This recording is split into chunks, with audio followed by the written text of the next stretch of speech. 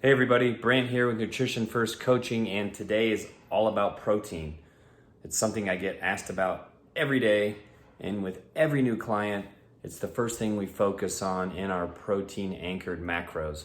So we're going to talk about protein, the where, what, when, why kind of thing, and have a cool blog that goes along with this. Give you some recipes you can just plug right into MyFitnessPal.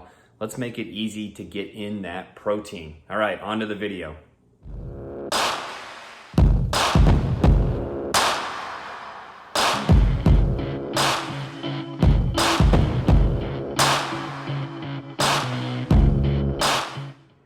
Show me the protein. Well, let's talk about the protein here.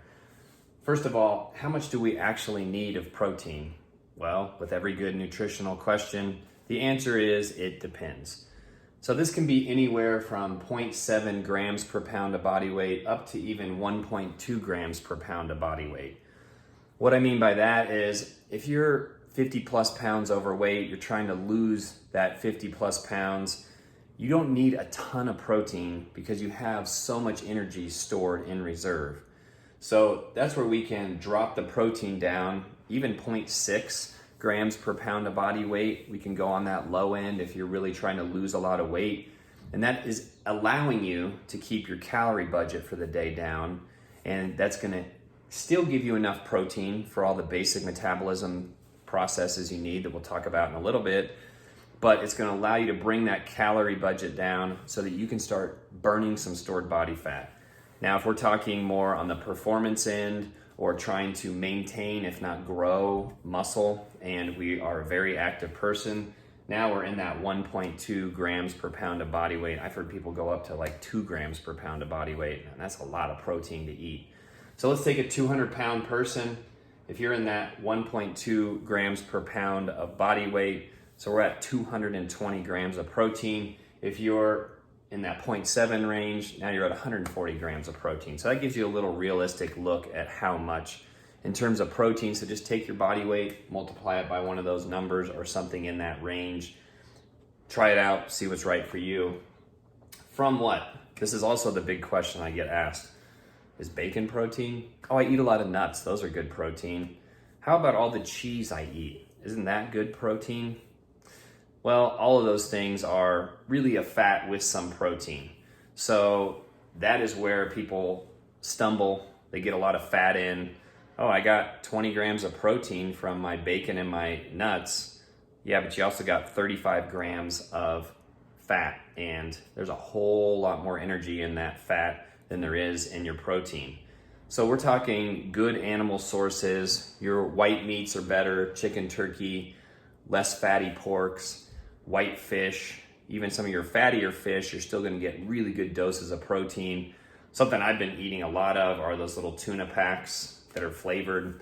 There's like 14 grams for a small one, I think it was 40 grams for a big one. Those are easy and portable. Lots of dairy sources, in my opinion. Animal sources, we talked about. Dairy, really good sources, low-fat cottage cheeses, Greek yogurts. You can make those things kind of chameleons and they can turn into all different kinds of flavors and give you different things in different meals. Tofu, so talking on our vegetarian sources, there's all kinds of stuff out there for that. Soy and tofu sources. The tofu's your other chameleon when you're a vegetarian. And if we're talking like just straight protein powders, now we're back in that dairy source. Whey is your most bioavailable, easily digestible protein source, and casein, its cousin or the other half of whey, is a slower digestible protein, but good for those around workouts, away from workout kind of protein sources when you're trying to get more in.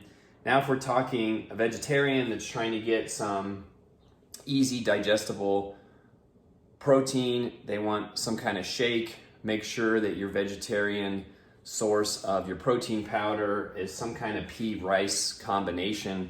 This has been called the vegetarian's whey because of how it makes that amino acid profile. So we have these essential amino acids that we have to get out of our foods. That's why animal sources are recommended first, because they're always complete, versus the vegetarian sources where we need to kind of piece them together a little bit to get that complete protein source.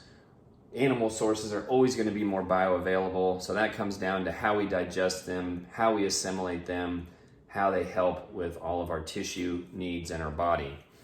So let's talk about when. At every meal. Every meal should contain some protein. There's some debate and there's still ongoing studies trying to figure out what is the optimal amount of protein per meal to kind of stimulate that muscle protein synthesis. So trying to not only take care of all your body processes, but even stimulate to maintain or grow some muscle. Now there's, back to those amino acids, there's certain amounts we need of certain ones. Leucine is the key player in that, and about a 2-gram dose per serving is what we need to really stimulate that muscle protein synthesis. So if it's after a workout, make sure you're getting that 2 grams of leucine. I tell people shoot for about 25 grams. If they're a pretty small person, 125 pounds or less, 20 grams or so is usually enough there. But at every meal, and it's going to be the star of your snacks. Try to stay away from the really highly processed carb snacks, even just a piece of fruit, something like that. You're basically getting no protein. It's not going to fill you up at all. It's really just going to spike your blood sugar a little bit and cause a little insulin response, and we go on that little roller coaster, and then you're hungry an hour later. It's like, wow, I ate an apple, but you're starving an hour later. I had a banana. Try to make protein a part of your snack. This is where a little low-fat cottage cheese and some fruit mixed in is great. Some beef jerky. I've been trying these new fermented beef sticks from Paleo Valley. Those are delicious too. Those are protein source. Maybe it's a little Greek yogurt with a scoop of protein powder mixed into it. Big dose of protein with a little bit of carbs. Tastes delicious. Those are all good snack-based ones so that you can get some of that protein in without getting a huge dose of carbs. Why?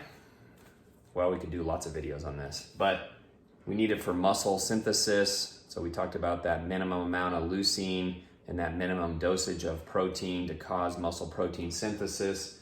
Every organ, every tissue, basically life is dependent on protein. It's a necessary macronutrient. Without it, we would just die. Everything roughly contains protein unless it's a pure fat.